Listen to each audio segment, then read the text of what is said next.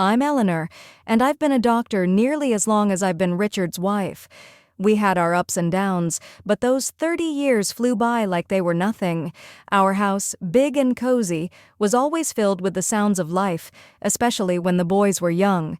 James and Oliver, our sons, were as different as night and day, yet they both brought their own kind of joy into our lives. Richard and I, both doctors, worked hard to build a comfortable life.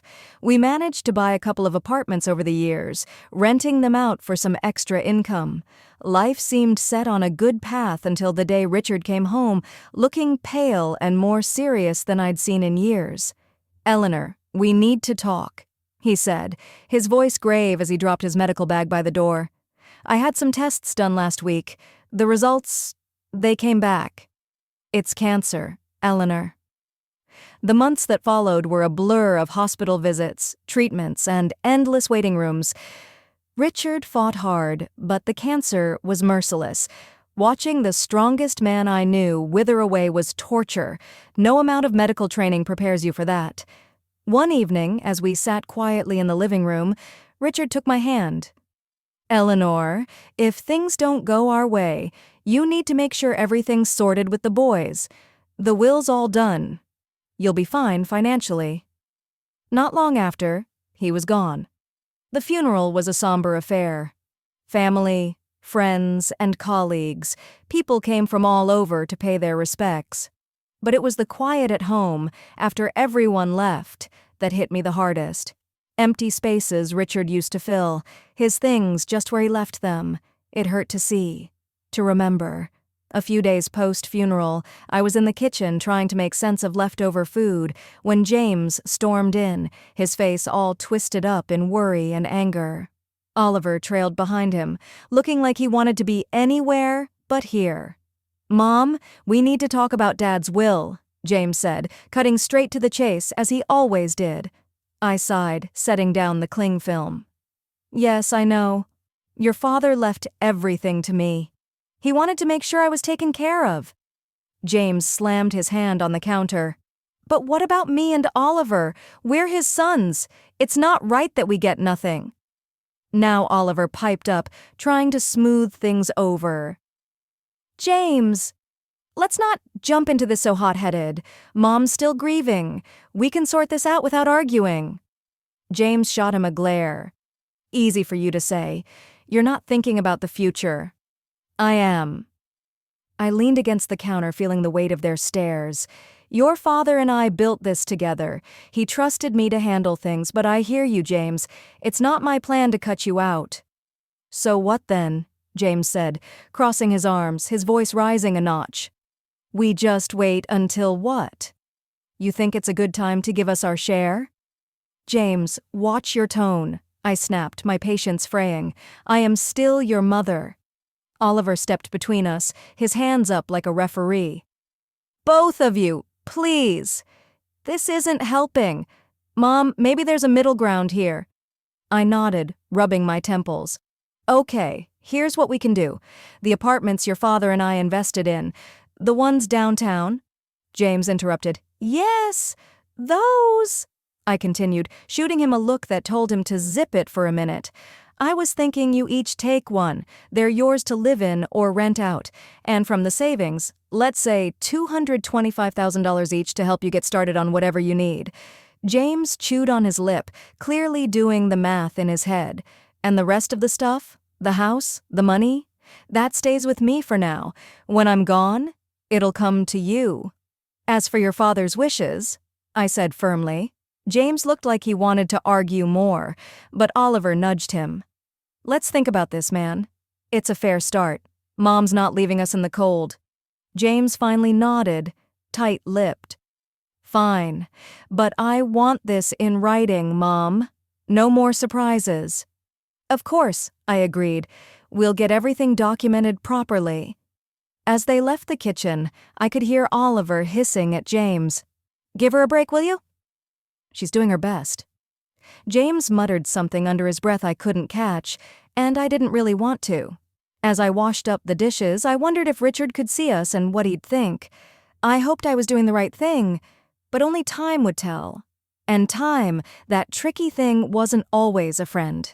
It was a sunny afternoon, a rare kind that makes everything seem all right, when James brought Isabella over to meet me for the first time.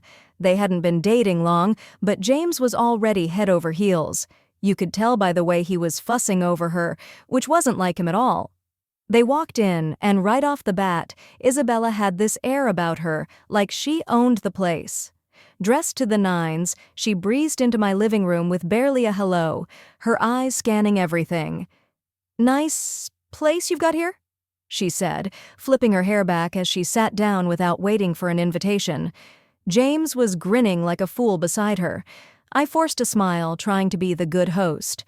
"Thank you, Isabella. Can I get you anything? Coffee? Tea?" "Coffee sounds lovely," she replied, then turned to James. "Babe, make sure it's black, no sugar." James nodded and headed to the kitchen. That left me alone with her, sitting in my own living room, feeling like the guest. The silence was awkward until she broke it. "So, James tells me you're pretty well off," she started, eyeing the decor. "I'm used to a certain standard, you know. My parents made sure of that." "That's good to hear," I said, not sure what else to add. James came back with the coffee and handed Isabella her cup. She took a sip and made a face. It's all right. Anyway, we've been discussing our future together, planning ahead, you know." "That's wise," I said, glancing at James, hoping he'd give me some clue about where this conversation was heading. Isabella set her cup down. "Yeah, and speaking of planning, we were thinking about the wedding. You know, I want something special. James has probably told you. I saw this place, perfect for a rehearsal dinner, but it's a bit pricey. It's about $30,000. I choked on my coffee. $30,000? "Just for the rehearsal dinner?" James jumped in. "Mom, it's important to Bella. We want to start things off right." I put my cup down, feeling a storm brewing inside. "Look, that's a lot of money for a dinner, Isabella. We need to be reasonable." Isabella's face hardened. "Reasonable? James says you have the means. I don't see why we should compromise on something that important." James was nodding along with her, but I could see the unease in his eyes. He knew he was asking too much. "I'm all for celebrating," I said, trying to keep my voice even, "but $30,000 is beyond excessive. I can't justify that."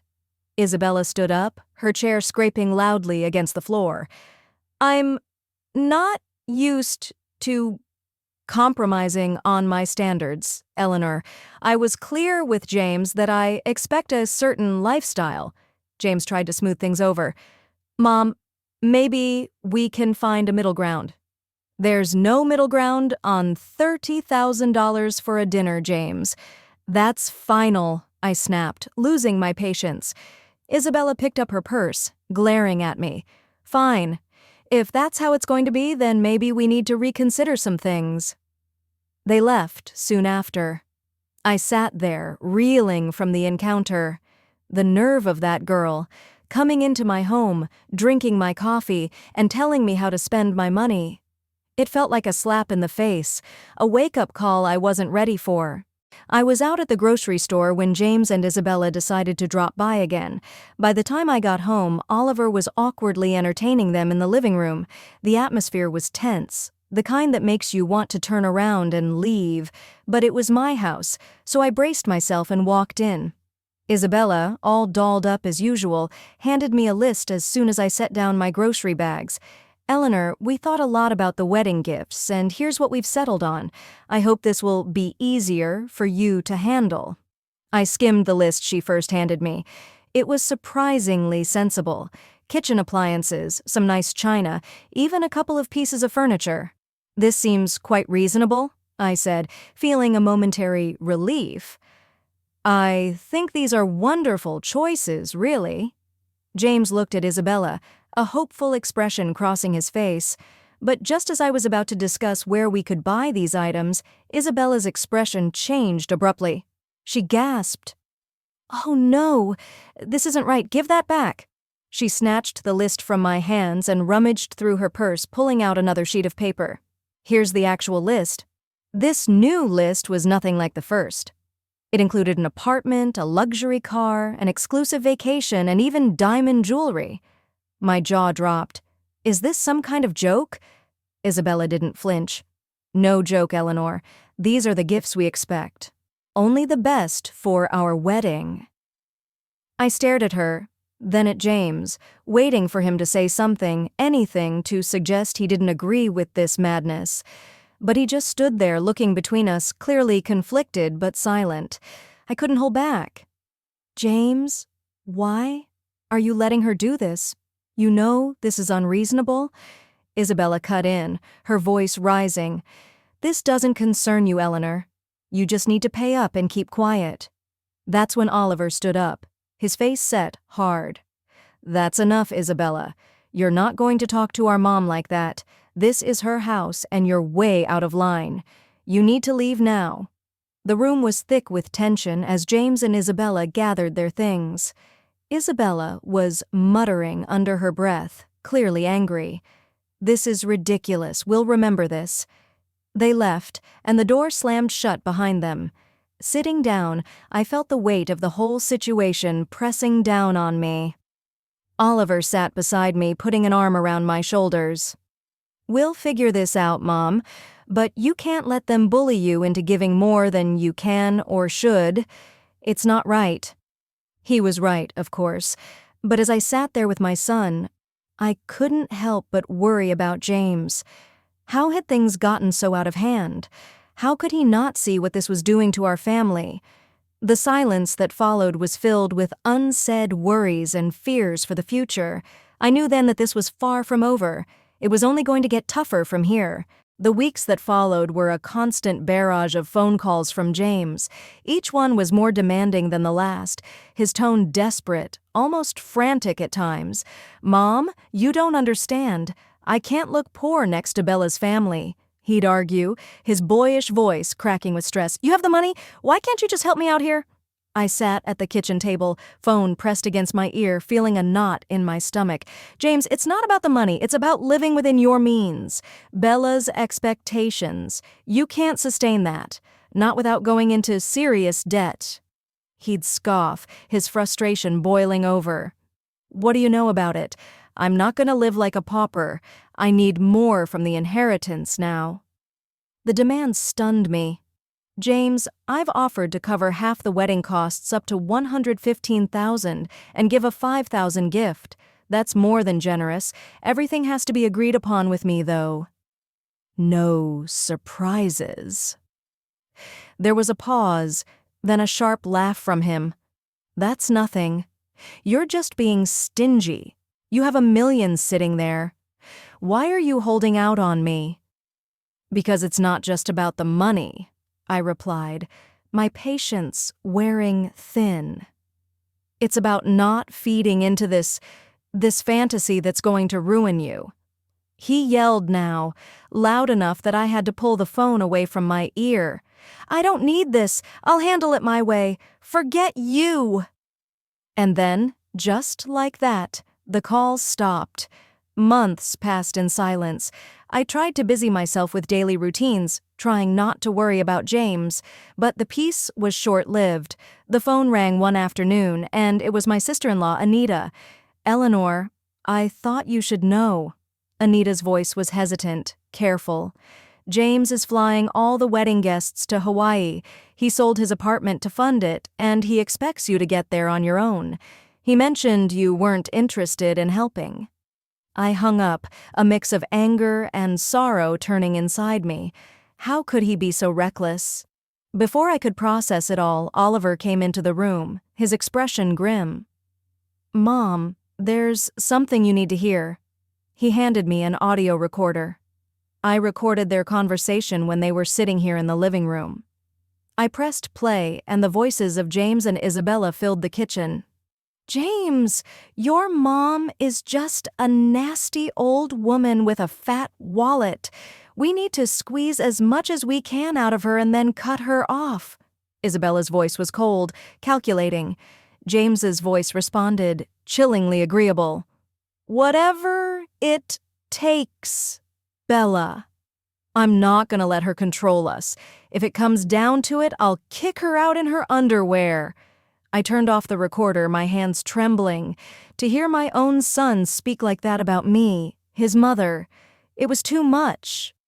The room spun as I tried to comprehend the depth of his betrayal. Flying to Hawaii was a decision I didn't make lightly. Oliver was by my side, both of us tense but determined to face whatever awaited us. When we landed and approached the venue, I was taken aback by the sheer opulence of it all. Flowers everywhere, lights strung like stars across the evening sky, and music floating in the air. As we walked into the gathering, I spotted James and Isabella mingling with guests. They looked like a picture-perfect couple, all smiles and laughter. My heart ached to see my son so lost in this fabricated paradise. Before I could take another step towards them, Isabella spotted us. Her smile vanished, replaced by a scowl as she marched over, her high heels clicking angrily against the stone pathway. "You shouldn't be here," she hissed, stopping just inches from me, her voice loud enough to draw attention. "This is my day, and you're not welcome." I was stunned, but before I could respond, her parents, who had overheard, came over. Her father, a tall, stern-looking man, spoke first. "Isabella, that is no way to speak to your guest, much less to James's mother." His tone was harsh, a reprimand that made her cheeks flush with embarrassment.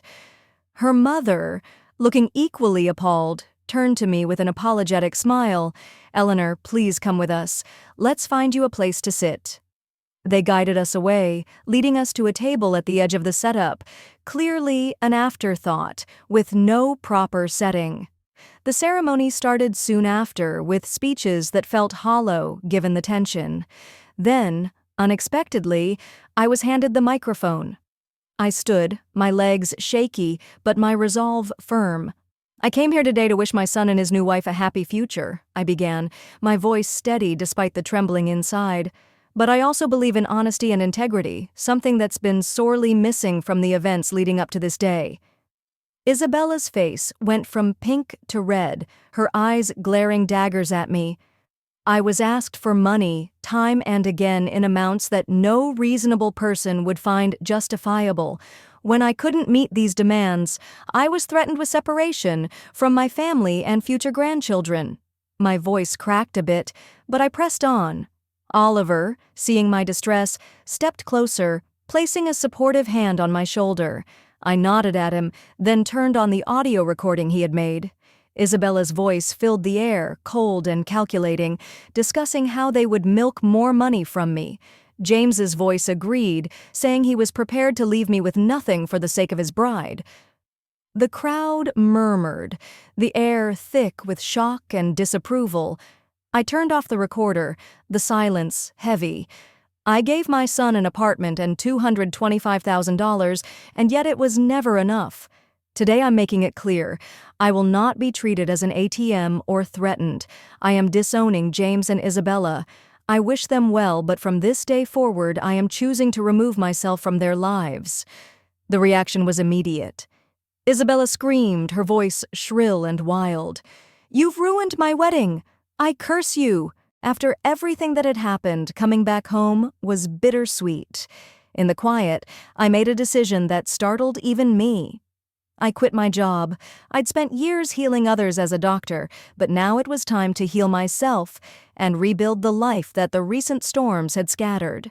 Oliver, bless his heart, had just graduated from art college and was brimming with ideas and ambition. With the $225,000 I had given him, he opened his own tattoo parlor. It wasn't just any shop. It quickly became a place where art and skin met in stunning displays. Oliver poured his soul into his work, and it paid off. He started entering tattoo contests, and soon enough his name was on every local's lips.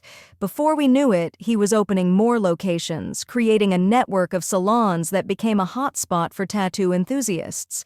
I'd watch him sketch late into the night, his dedication a stark contrast to the chaos his brother had chosen. "You're doing amazing, Ollie," I'd say, pride swelling in my chest. It was during these calm months that James reappeared. One afternoon, he showed up at the door, his eyes tired, his shoulders slumped, so different from the ambitious, sharp man he once was. "Mom, I need to talk," he said, not waiting for an invitation to sit. His voice was weary, a far cry from the demanding tone I'd grown accustomed to. I sighed, motioning for him to continue. "What is it, James?" "It's Bella. She's driving me insane. It's more and more. Nothing's ever enough. I got a second job, but it's still not enough for her." His words were desperate, but they couldn't erase the past so easily. "James, I warned you. I told you living like that with someone like her. It's unsustainable." He rubbed his face, frustration clear. I know you did. But I thought—" His voice trailed off, hopelessness taking the place of explanation. "Thought what? That money would just appear because you wanted it to?" My tone was harsh, but years of pent-up frustration made it hard to soften it. "Look at your brother. He started with the same amount and made something of himself without stepping on others." James bristled. "Yeah, well, not everyone's like Oliver, are they? I have rights to the inheritance too, remember? And when you're gone, it'll come to me." That was the last straw. "Get out, James," I said, my voice cold, resolute, "and don't come back. Not this time. You chose your path." His jaw tightened, and for a moment I thought he might argue more, but then he turned and walked out the door, slamming it shut behind him. As I stood in the silence that followed, Oliver came downstairs, having heard the last part of our exchange. "Are you okay, Mom?" I nodded, wrapping my arms around him. "I am now, thanks to you. Let's just focus on the good we can do, on the life we can build." He hugged me back, his presence a comforting assurance that not all was lost. In that moment, I knew that despite the heartaches, the journey was still worth it. We had each other, and that was enough to keep moving forward. After the storm had passed with James, our home settled into a calm I hadn't felt in years. It was during this quiet period that Oliver brought someone special home. Her name was Sarah, and she was everything Isabella wasn't: kind, humble, and genuinely caring. As the weeks turned into months, their relationship grew stronger, and soon they announced their engagement. The wedding, unlike the extravagant affair that was James's, was a simple, heartfelt ceremony in our backyard. Flowers from the garden, homemade decorations, and a small group of close friends and family made the day perfect. During the reception, I pulled Oliver aside. "You've chosen a wonderful woman," I said, my voice thick with emotion. He squeezed my hand. "I learned from the best," he replied, giving me a knowing look. Life moved quickly after that. They sold the apartment I had given Oliver, adding a bit of their savings to buy a small cozy house just a few miles away. One sunny afternoon, while we were having tea in their new living room, Sarah shared some news. "Eleanor, we're expecting twins," she announced, her eyes shining with excitement. I nearly dropped my cup, overwhelmed with joy. "Twins? Oh, my goodness, that's wonderful," Oliver beamed, his pride evident. "We wanted you to be the first to know. We're really happy, Mom." "Twins," I repeated, letting the words sink in. "Grandchildren." It was a new chapter, one I was eager to start. As for James, news from him was sparse. The last I heard, he had divorced Isabella. She had taken nearly everything in the split, leaving him to start over in another city. Despite the pain he had caused, it hurt to know he was out there somewhere, struggling because of his choices. One evening, as I sat looking through old photo albums, Oliver came and sat beside me. He noticed a picture of James and me from years ago. "Do you ever hear from him?" he asked softly. I shook my head. "Number after everything, he's chosen his path, and I have to respect that, even if it breaks my heart." Oliver put an arm around me. He's still my brother, Mom. Maybe one day he'll come around. Maybe, I agreed, not really sure if I believed it, but for now we had plenty to keep us busy, especially with those twins on the way. Oliver chuckled. Yeah, you're about to be the busiest grandma in town. We both laughed, the sound filling the room with warmth. Despite the past, despite the mistakes and heartaches, this moment here with Oliver felt like everything was exactly as it should be. Life was moving on. And so were we, with new hopes and dreams just on the horizon.